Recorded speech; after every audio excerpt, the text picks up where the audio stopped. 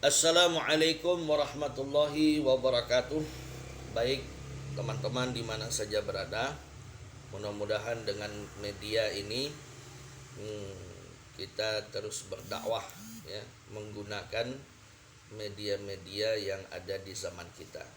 Dan mudah-mudahan ini juga menjadi amal jariah ya, dimana kalau kita sudah tidak ada lagi, maka pahalanya tetap mengalir ke tempat peristirahatan kita di dalam kubur kita. Amin ya rabbal alamin.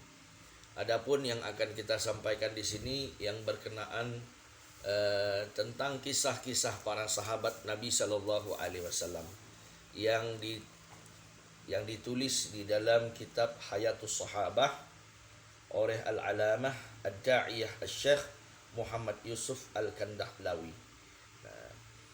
Ya. Di dalam kitab Hayatus Sahabah ini juz awal halaman 153. Bismillahirrahmanirrahim. Irsaluhu sallallahu alaihi wasallam as-saraya li da'wati ila Allah ta'ala. Ba'thuhu sallallahu alaihi wasallam Abdurrahman bin Auf radhiyallahu ta'ala anhu ila dumatal jandali li da'wati.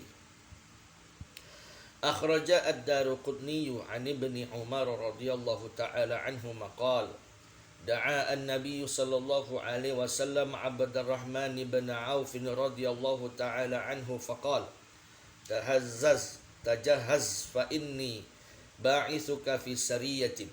فذكر الحديث وفيه فخرج عبد الرحمن حتى لحق بأصحابه فسار حتى قدم دومة الجندل فلما دخلها دعاهم إلى الإسلام 3 أيام فلما كان اليوم الثالث أسلم الأسبغ بن عمرو الكلبي رضي الله تعالى عنه وكان نصرانيا وكان رأسهم فكتب عبد الرحمن مع رجل من جحينة يقال له رفيع بن مكيث إلى النبي صلى الله عليه وسلم يخبره فكتب إليه النبي صلى الله عليه وسلم أن تزوج ابنة الأسبغ فتزوجها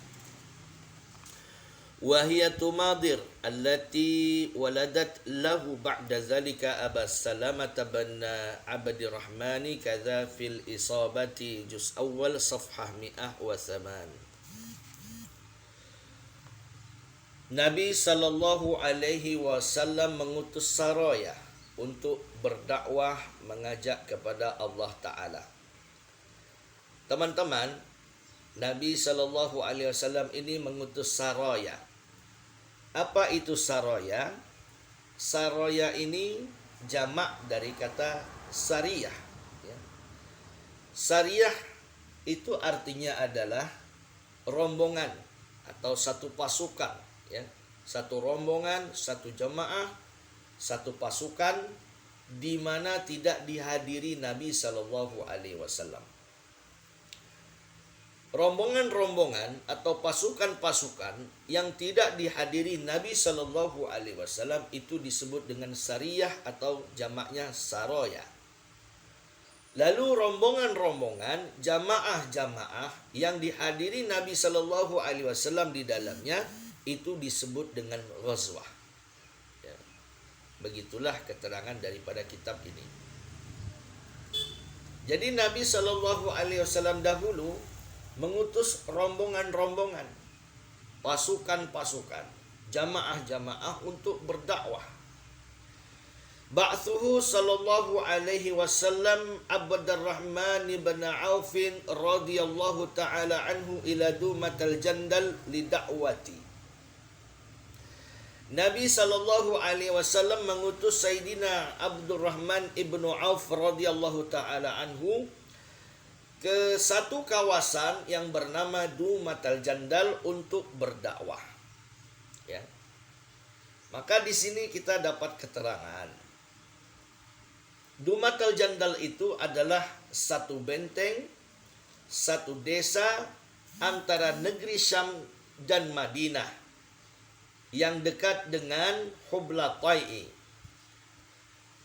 terletak di bagian utaranya Taima yang jauhnya kurang lebih 450 km. Dan di kawasan itu dikuasai oleh seorang pemimpin yang bernama Ukaidir ibnu Abdul Malik.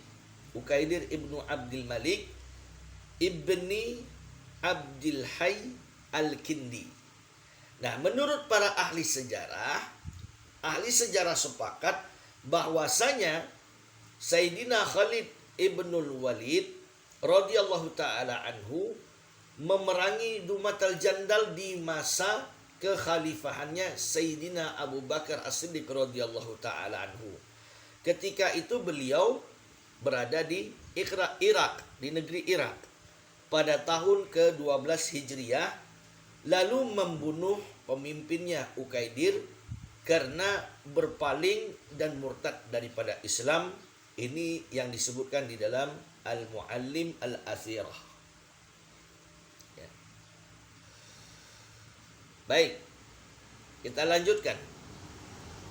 Akhraja Ad-Daruqutni, Imam Daruqutni mengeluarkan dalam kitab Al-Afrad Al-Isabah juz 1 halaman 116. Ani bin Umar radhiyallahu taala anhu maqal. Keterangan ini diambil dari Sayyidina Ibnu Umar radhiyallahu taala anhuma, dia berkata, Da'a an-Nabi sallallahu alaihi wasallam Abdurrahman bin Auf radhiyallahu taala anhu. Nabi memanggil Sayyidina Abdurrahman ibnu Auf radhiyallahu taala anhu, faqala, lalu bersabda, Tajahhaz fa inni ba'ithuka fi sariyatin. Siap-siapkanlah dirimu, sesungguhnya aku akan mengutusmu dalam satu peperangan, dalam satu pasukan, dalam satu rombongan. Jadi di sini kejadian ini diterangkan oleh para ulama, yaitu pada bulan Sya'ban tahun ke-6 Hijriah, di mana Nabi Shallallahu Alaihi Wasallam mengutus Sayyidina Abdurrahman bin Auf bersama dengan 700 orang para sahabat radhiyallahu taala anhum ajma'in untuk memerangi Bani Kalbin di satu kawasan yang bernama Dumatal Jandal. Lalu Nabi SAW memberikan wasiat kepada mereka radhiyallahu taala anhum ajma'in, ya, memberikan bayan hidayah kepada sahabat-sahabat radhiyallahu taala anhum ajma'in sebelum mereka melakukan safar.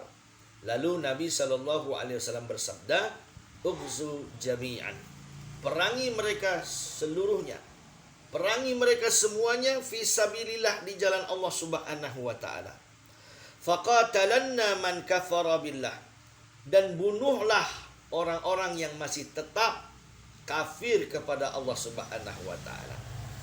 Lalu Nabi memberikan tertib-tertib, arahan-arahan. Wala taghlu, jangan kalian itu berlebih-lebihan. Wala taghdaru, lalu janganlah kalian itu berkhianat. Wala tamathalu, janganlah kalian ragu-ragu. Wala taqtulu walidan, dan janganlah kalian itu membunuh anak-anak kecil. Fahadha ahdullah wasiratu nabihi fikum. Ini adalah tertib-tertib yang disampaikan Allah dan Nabi kalian untuk kalian. Jadi ini tertib-tertib di dalam berdakwah, tertib-tertib di dalam satu rombongan yang diutus Nabi SAW untuk menaklukkan satu kawasan, untuk mengislamkan satu kawasan, atau untuk memerangi orang-orang yang masih kafir kepada Allah Subhanahu wa taala. Lalu Nabi SAW memberikan bendera kepada Sayyidina Abdurrahman bin Auf radhiyallahu taala anhu. Ini bisa dilihat dalam kitab Nurul Yakin pada halaman 204. Fadzakara al-hadits wa fihi, lalu perawi melanjutkan periwayatannya. Fa kharaja Abdurrahmani hatta lahiqa bi ashabihi. Lalu keluarlah Sayyidina Abdurrahman hingga menyusul teman-temannya. Fasara hatta qadima dumatal jandal. Dan sampailah mereka ini ke satu kawasan yang bernama Dumatal Jandal. Falamma dakhalaha, ketika mereka masuk ke kawasan itu, da'ahum ilal Islam thalathata ayyamin. Mereka berdakwah, mengajak orang-orang untuk masuk Islam selama 3 hari. Falamma kana al-yawmul thalith, maka ketika di hari yang ketiga, aslama al-Asbagh bin Amrin al-Kalbiyu radhiyallahu taala anhu. Maka masuk Islamlah Al-Asbagh ibnu Amrin Al-Kalbiyu radhiyallahu ta'ala anhu. Nah, Al-Asbagh ini siapa? Al-Asbagh ini adalah putranya Sa'labah bin Husain bin Damdam bin Adi bin Janab Al-Kalbi Al-Qudai. Ini silsilah Al-Asbagh ini. Wa kana Nasraniyan, dan Al-Asbagh ini dulu beragama Nasrani. Wa kana ra'sahum, dan Al-Asbagh ini juga pemimpin di saat itu. Pemimpin mereka di saat itu. Fakataba Abdurrahman ma'a rajulin min Juhainata yuqalu lahu Rafi'u bin Makithin ila Nabi sallallahu alaihi wasallam yukhbiruhu. Lalu Sayyidina Abdurrahman bin Auf radhiyallahu ta'ala anhu menulis surat bersama seorang laki-laki dari suku Juhainah yang dipanggil dengan panggilan Rafi' ibnu Makith, yang menyampaikannya kepada Nabi sallallahu alaihi wasallam untuk memberitahu kabar ini kepada Nabi sallallahu alaihi wasallam. Fakataba ilaihi an-nabiy sallallahu alaihi wasallam. Lalu Nabi menulis surat kepada Sayyidina Abdurrahman bin Auf radhiyallahu taala anhu. Apa dalam surat itu? Nabi menulis, Nabi bersabda dalam surat itu, antazawwaj ibnatal Asbagh. Wahai Abdurrahman, hendaklah engkau menikahi putrinya Al-Asbagh. Fatazawwajaha, lalu dengan perintah Nabi sallallahu alaihi wasallam tadi, maka menikahlah Sayyidina Abdurrahman bin Auf radhiyallahu taala anhu dengan putrinya Al-Asbagh tadi. Ya. Ini perintah Nabi yang demikian ini adalah diantaranya untuk menetapkan hubungan yang erat dengan para pemuka-pemuka yang ada di kawasan itu. Ya. Nah, kemudian ini juga adalah siasah kalau dalam bahasa kitanya politik, ya, siasah dalam berdamai dan juga menghidupkan rasa cinta di kalangan orang-orang yang datang membawa Islam dengan orang-orang tempatan, orang asli. Nah, ini perintah Nabi sallallahu alaihi wasallam, ya, semacam itu, dan untuk menaikkan derajat pemimpin yang ada di kawasan tersebut. Wahia tumadir. Jadi perempuan itu yang dinikahi oleh Sayyidina Abdurrahman bin Auf radhiyallahu taala anhu itu bernama Tumadir. Tumadir kalau secara bahasa orang yang ahli berbicara, ya. Orang yang ahli berbicara, ini nama daripada putrinya Al-Asbagh yang baru dinikahi oleh Sayyidina Abdurrahman bin Auf radhiyallahu taala. Sedangkan lakop beliau ini, lakop istri Abdurrahman bin Auf yang baru dinikahinya ini adalah Al-Khunasa. Ini lakopnya atau nama panggilnya. Allati waladat lahu ba'da dzalika Aba Salamah bin Abdirrahman, yang mana perempuan ini melahirkan satu anak setelah menikah dengan Abdurrahman bin Auf, diberi nama Abu Salamah bin Abdirrahman. Kadza fil Isabah, inilah yang diterangkan dalam kitab Al-Isabah juz 1 halaman 108. Nah, siapa Abu Salamah? Abu Salamah ini anak daripada Sayyidina Abdurrahman bin Auf dari istrinya yang bernama Tumadir atau lakopnya Al-Khunasa. Nah, Abu Salamah ini adalah seorang ahli hadis, ya, seorang ahli fikih, mujtahid, ya, kemudian ulamanya Madinah, ya.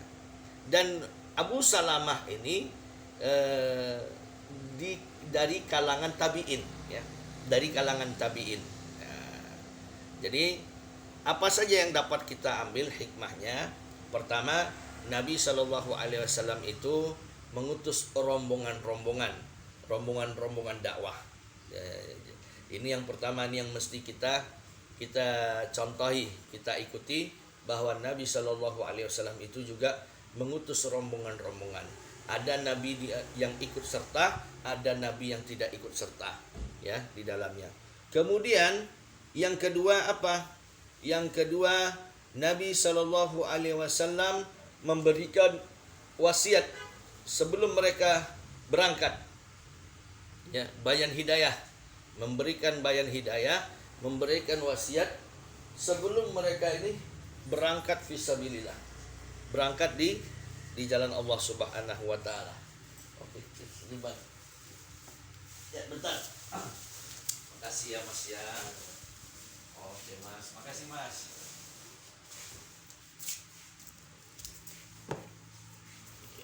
Baik, kita lanjut. Kemudian yang ketiga, apa? Setelah mereka itu sampai di negeri atau di satu kawasan tempat tujuan mereka, maka mereka berdakwah selama 3 hari. Jadi ini juga termasuk rujukan kita, ya, di mana sahabat-sahabat Nabi Shallallahu Alaihi Wasallam itu juga berdakwah, ya, 3 hari dulu, berdakwah kepada Islam, ya, sebelum mereka perangi. Jadi ini tertib-tertibnya. Nah, ketika di hari yang ketiga, rupanya pemimpin mereka pun masuk Islam, ya. Pemimpin mereka ini beragama Nasrani sebelumnya, ya. Kemudian yang berikutnya, Nabi Shallallahu Alaihi Wasallam memerintahkan kepada Sayyidina Abdurrahman untuk menikahi putrinya, ya. Menikahi putrinya ini untuk menjalin hubungan erat, ya, kekerabatan, kemudian juga untuk meningkatkan derajat al-asbaq tadi, yang baru masuk Islam tadi. Kemudian dari hasil pernikahan tersebut, maka lahirlah seorang ulama yang disegani di Madinah yang bernama Abu Salamah, dan beliau ini di kalangan tabi'in. Mudah-mudahan apa yang kita baca ini ada manfaatnya. Sekiranya ini ada manfaatnya, ada keuntungannya, ada fadilahnya, silahkan share ke teman-teman yang lain. Mudah-mudahan Allah Subhanahu wa taala jadikan ini amal jariah. Itu saja, yang benar datang dari Allah Subhanahu wa taala, yang salah datang daripada kebodohan saya, mohon maaf. Untuk sempurnanya majelis kita tutup dengan doa kifaratul majelis. Subhanallah wa bihamdihi, subhanakallahumma wa bihamdika, asyhadu an la ilaha illa anta, astaghfiruka wa atubu ilaik. Wabillahi taufiq wal hidayah. Assalamualaikum warahmatullahi wabarakatuh.